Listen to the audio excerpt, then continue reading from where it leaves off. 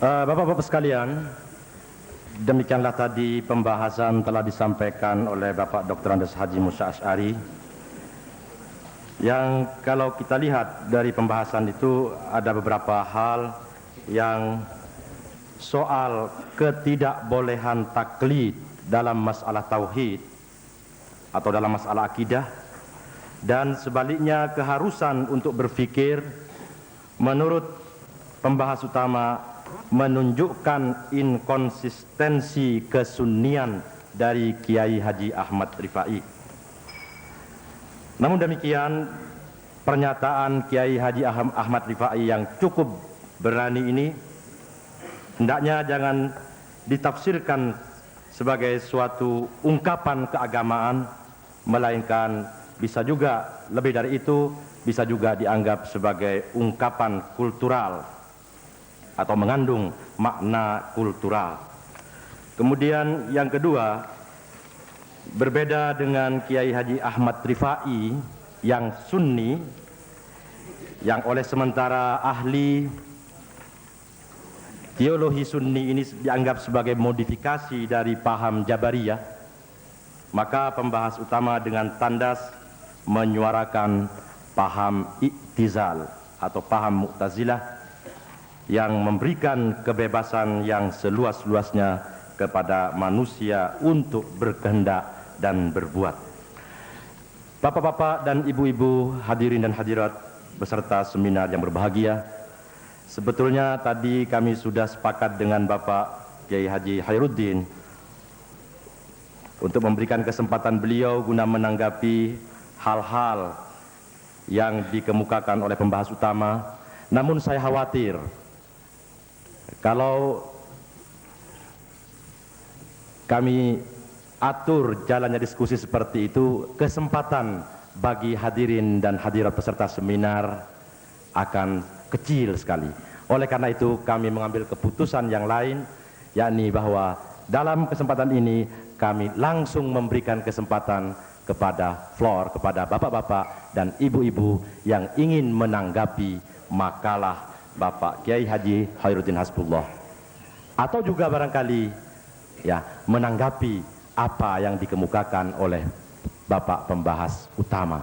Untuk itu kami buka termin pertama sebanyak 5 orang.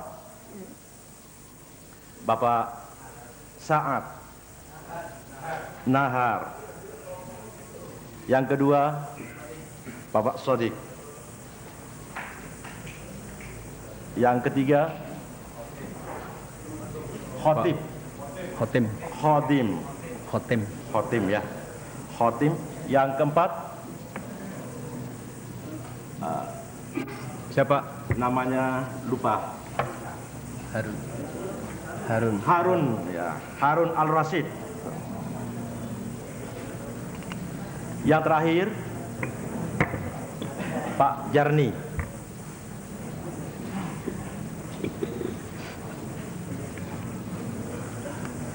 Baiklah, 5 orang penanggap sudah siap. Maka kami persilahkan kepada Bapak Nahar sebagai penanggap pertama untuk menyampaikan tanggapannya di hadapan para hadirin dan hadirat. Silakan.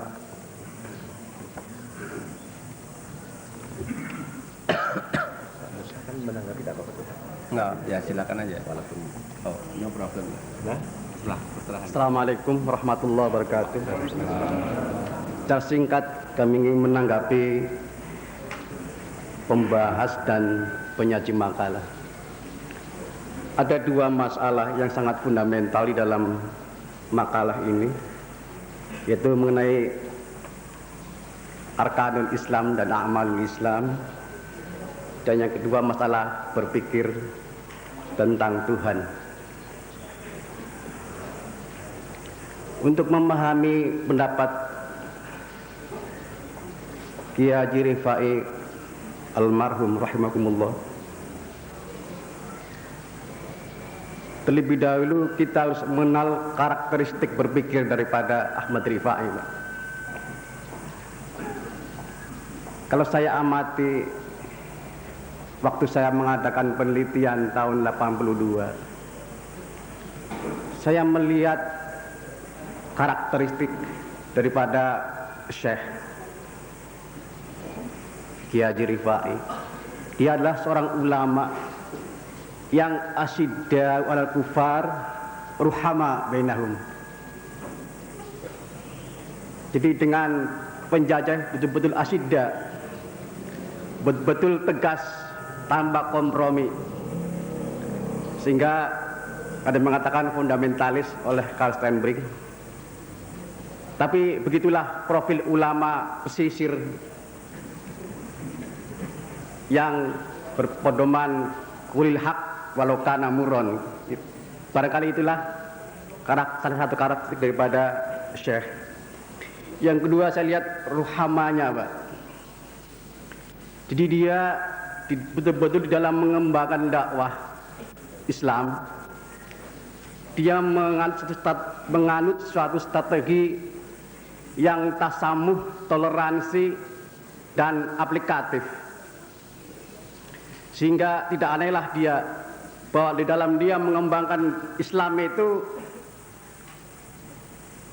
sangat strategis dan aplikatif, dalam arti bisa mengimplementasikan ajaran Islam dalam budaya Jawa. Sehingga banyak karya-karyanya beliau itu diterjemahkan ke dalam bahasa Jawa dengan ukuran dan kadar masyarakat Jawa. Penyesuaian ajaran agama dengan budaya Jawa itu sangat diperhatikan oleh Syekh. Pada waktu itu mungkin masyarakat Jawa pada waktu itu senang pada syair-syair Jawa yang dimanifestasikan dalam bentuk seni, misalnya ketoprak, wayang, yang oleh almarhum itu justru itu ditentang. Sehingga almarhum itu menciptakan karya-karyanya itu dalam bentuk syair-syair dengan kemungkinan lagu-lagu. Dan saya masih mengamati lagu-lagu itu sekarang masih dihidupkan dan dibaca sebelum sholat.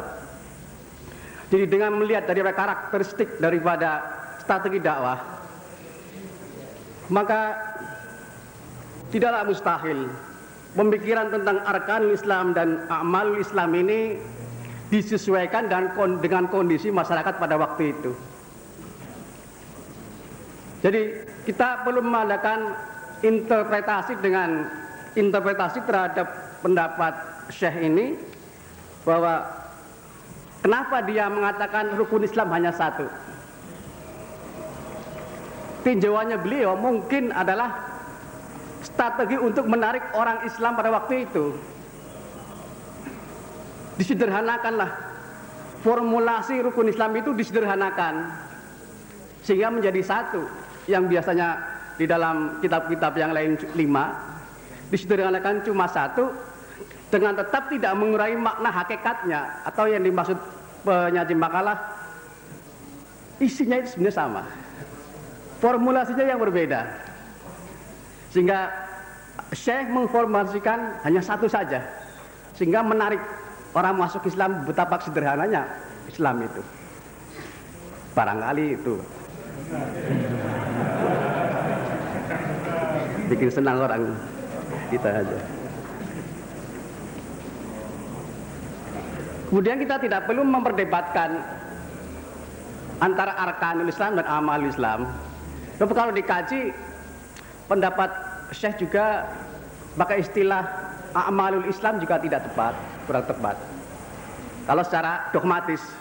Tapi kalau kita melihat kontekstualnya barangkali tepat juga, Pak. Sebab Islam pada waktu yang dikembangkan hanya 5 aja masalah itu dia.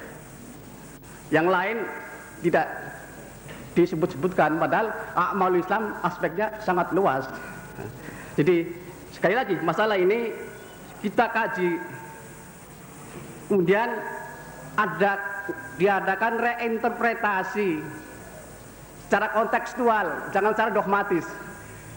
Kalau bapak-bapak menginterpretasikan pendapat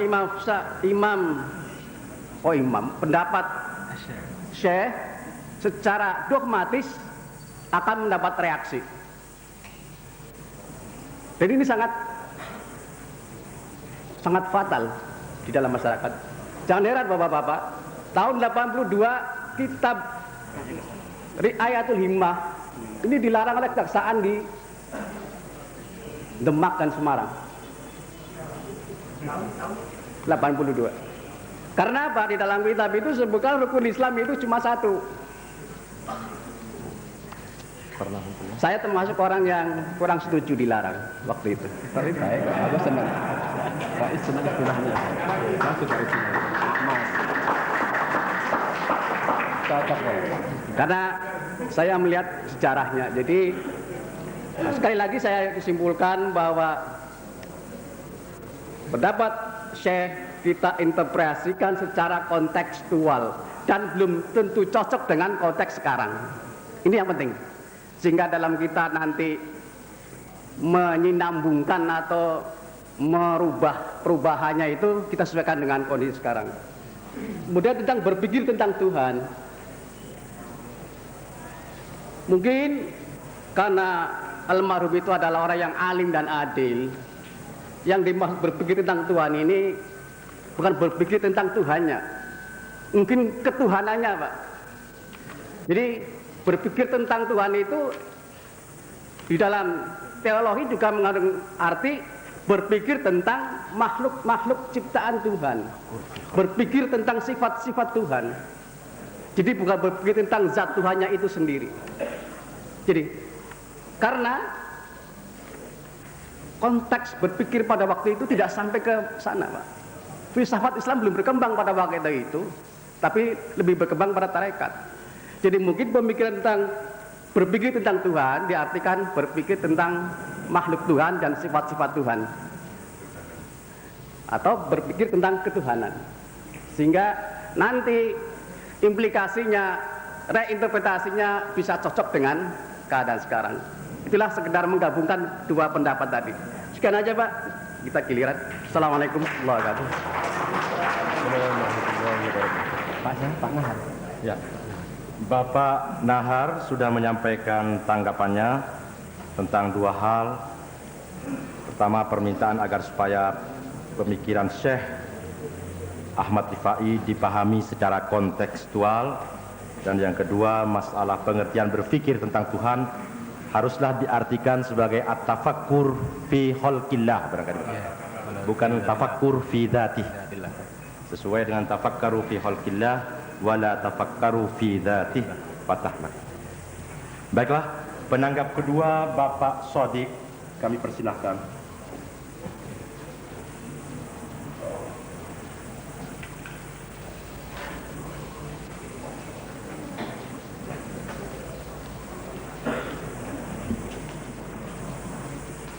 Assalamualaikum warahmatullahi wabarakatuh. Waalaikumsalam warahmatullahi wabarakatuh. Dengan segala kerendahan hati dan ketawaduan kepada Al-Maghfurlah, kami mencoba untuk menanggapi beberapa buah pikirannya lewat lisan Al-Mukarram Bapak Kiai Haji Khairuddin Hasbullah. Yang pertama, ini dalam bentuk tanggapan bahwa khusus dalam bahasan masalah teologi ini, nampaknya Syekhul Al-Kiram Ahmad Rifai tidak bisa kita sebut sebagai revivalis. Bahkan kalau boleh kita berikan sebutan adalah beliau ini orang yang secara konsisten melakukan survivalisasi ataupun pengokohan kembali dari apa yang ada dan pernah ada di dalam dunia Islam. Oleh karena apa? Oleh karena apa yang dilontarkan oleh beliau adalah mengulang kembali, memutar kembali rekaman teologi. Jadi di sana tidak ada aspek modifikasi dan improvisasi.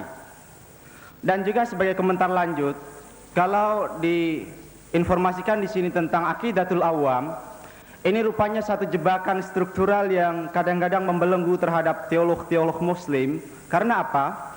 Seringkali kita berbicara tentang teologi Islam ini mengacu, bermuara dan juga berhulu kepada Al-Asy'ari dan Al-Maturidi. Padahal saya kira ini hanyalah sebuah manhaj min manahijil afkar jadi bukanlah satu-satunya temuan untuk menangkap sosok Tuhan. Oleh karena itu, nampaknya ketika kita membicarakan tentang teologi Islam, kita harus membuka diri untuk tidak sama sekali menerima bulat-bulat apa yang pernah disampaikan oleh Al-Asy'ari dan Al-Maturidi. Ini sebuah komentar. Mengapa? Oleh karena manakala kita menganggap bahwa Al-Asy'ari dan Al-Maturidi sebagai dua tokoh yang mempunyai satu temuan final, disinilah satu dekadensi berpikir atau reduksionisme di dalam dunia Islam ini tidak bisa ditanggulangi lagi. Bahkan aliran defisit di dalam teologi Islam inilah yang sekarang semakin diperkokoh. Kemudian yang kedua, ini sebagai tanggapan terhadap pendapat Pak Musa tentang masalah Tuhan secara keilmuan sebenarnya suatu kekeliruan metodologis. Artinya Tuhan tidak bisa ditangkap dengan kacamata ilmu dalam arti untuk bisa memahami kebenarannya. Nah, ini tentu berimplikasi kepada soal kebenaran. Kapan kita bisa berkata benar? Kapan kita bisa mengatakan bahwa pilihan kita adalah benar? Karena itu sebenarnya kebenaran adalah sebuah pilihan. Dia tidak berdiri tanpa adanya satu alternatif satu-satunya sebagai sesuatu yang benar. Jadi kita mengatakan benar itu karena frame kita. Ketika frame ini berbeda, kebenaran akan berbeda. Nah, bagaimana kita bisa memilih agama yang benar manakala frame terhadap kebenaran itu berbeda? Ini sebuah pertanyaan. Kemudian terakhir, ini masih merupakan satu catatan bagi teologi Al-Asy'ari dan Al-Maturidi, dan juga sebagai peringatan bagi kita di dunia Islam ini, agar supaya kita tidak berpikir secara, sebutlah, taklid semata terhadap satu temuan yang lalu. Oleh karena banyak sekali satu pemikiran yang ini mampu untuk menyingkap rahasia Allah, yang bisa mengungkap terhadap keberadaan Allah dengan membaca mazahirul hayah, dengan membaca fenomena kehidupan. Di antaranya yang dicontohkan oleh Mahmud Aqad dengan satu tingkatan di dalam tauhid, yang beliau katakan ada 3 tingkatan, yakni tingkat ta'alluq, takhalluq, dan tahakkuk. Nah, mengapa ini tidak kita coba kuat? Kita tidak coba hadirkan dalam pemahaman teolog-teolog muslim kita. Bagaimana kita bisa berta'alluq? Bagaimana kita bisa bertakhalluq? Bagaimana kita bisa bertahakkuk? Sebab apa? Sebab manakala kita sudah memutlakkan pendekatan Al-Asy'ari dan Al-Maturidi sebagai temuan bahwa itu adalah nisbi sebenarnya, maka disinilah terjadi pemutlakan terhadap yang nisbi. Terjadi satu pemutlakan terhadap tafsir yang itu nisbi. Yang kita mutlakkan adalah Allah dengan segala firman-Nya. Tapi pemahaman terhadap itu adalah perseptual sifatnya, adalah nisbi, relatif, dan tentatif. Dan inilah barangkali yang perlu kita garap bersama, bahwa jangan sampai kita terjebak oleh satu pemutlakan terhadap temuan-temuan yang bersifat relatif dan tentatif. Itu saja, terima kasih. Assalamualaikum warahmatullahi wabarakatuh.